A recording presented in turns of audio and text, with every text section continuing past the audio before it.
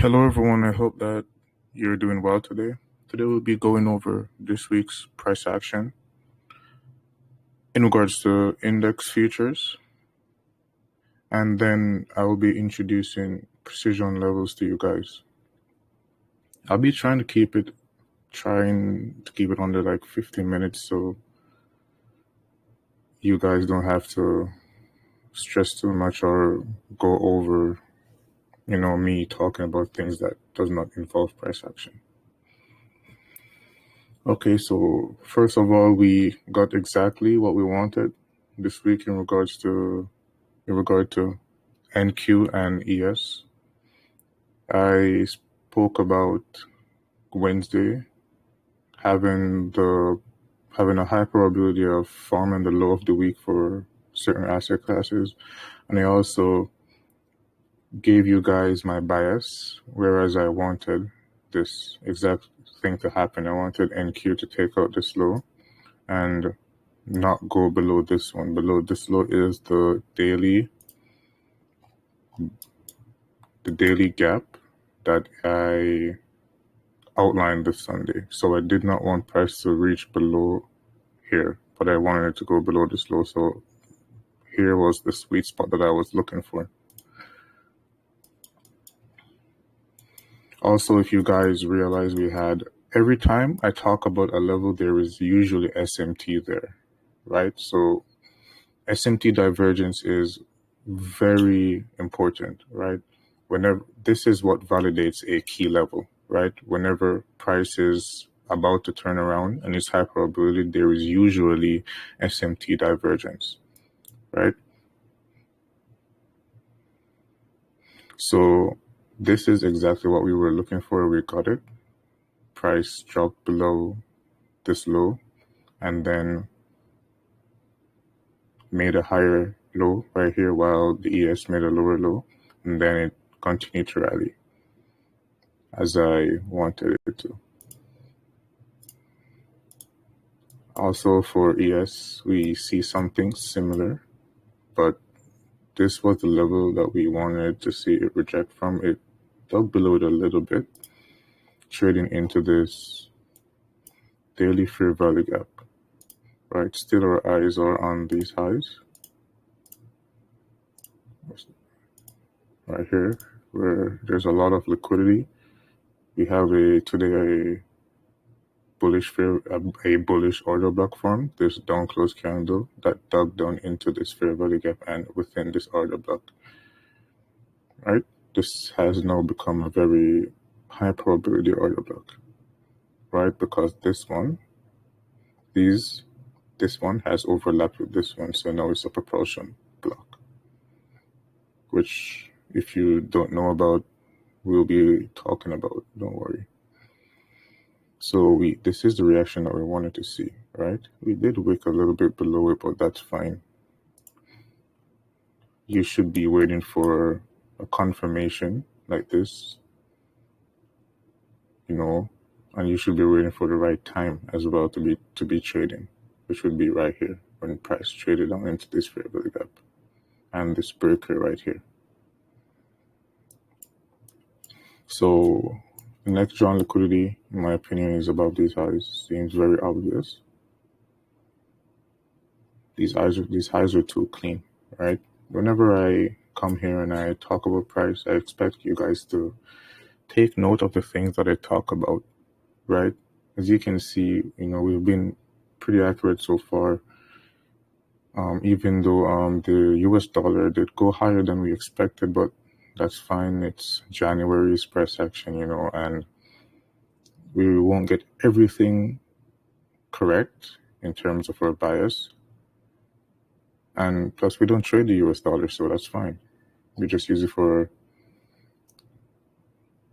market analysis. So right here, we have a fair value gap being formed. We have a shift on market structure. Highs above these highs, we have liquidity.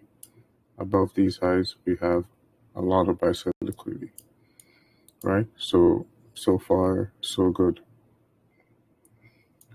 And now we will look at Bitcoin.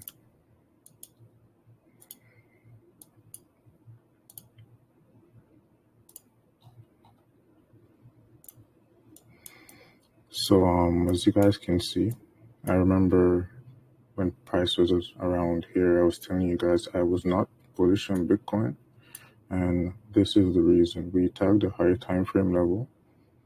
Remember that I talked about it, and we quickly rejected.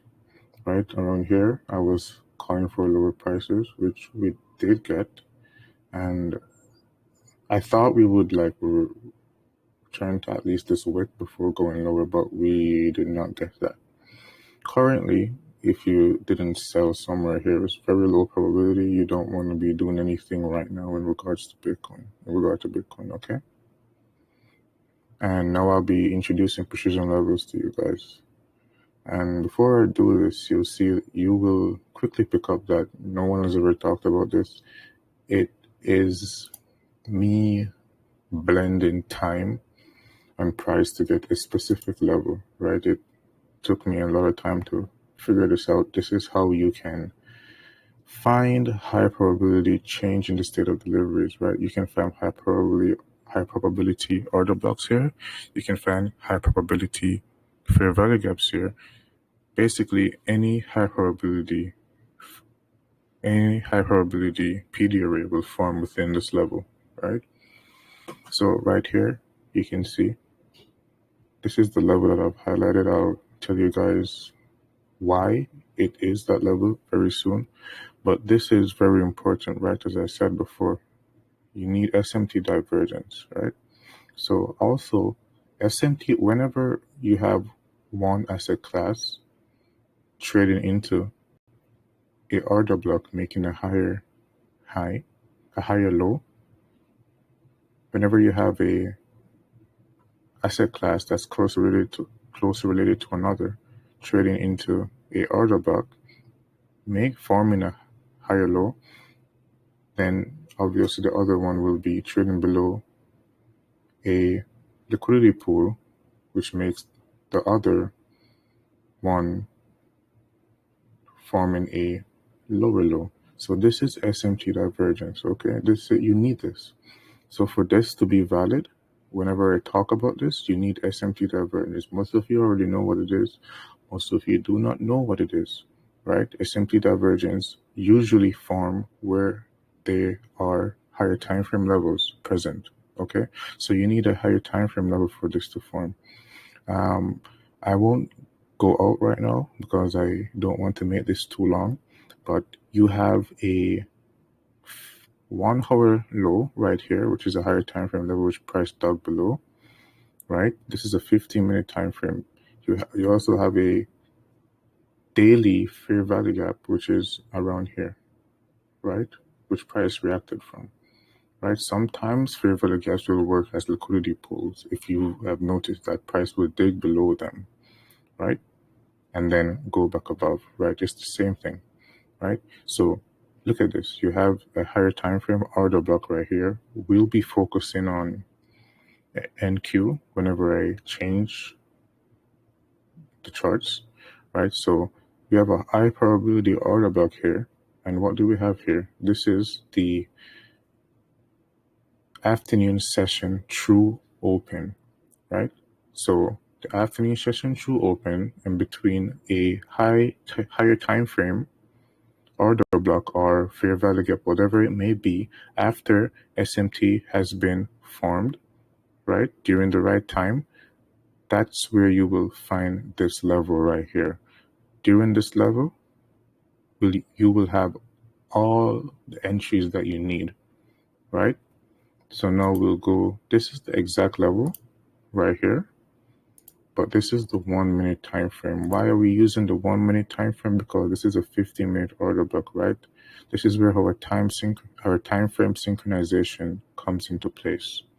So on the 1 minute time frame, the bottom of this level would be this order block right here on the 15-minute time frame, and the top of the level, which is the precision level, will be right here, right?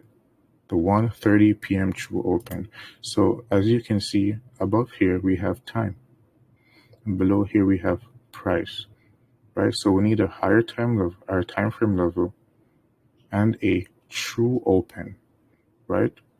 There's more rules to this, but I need to get you guys thinking, digging through your charts, right? And most of you right now, you're probably like, wow, this is cool. Yeah, this will save you from making a lot of mistakes, right? If I was taught this when I just started, then it would be amazing, because like I would just wait for precision levels to trade. Because if you wait for precision levels, then you're literally doing everything correct, right?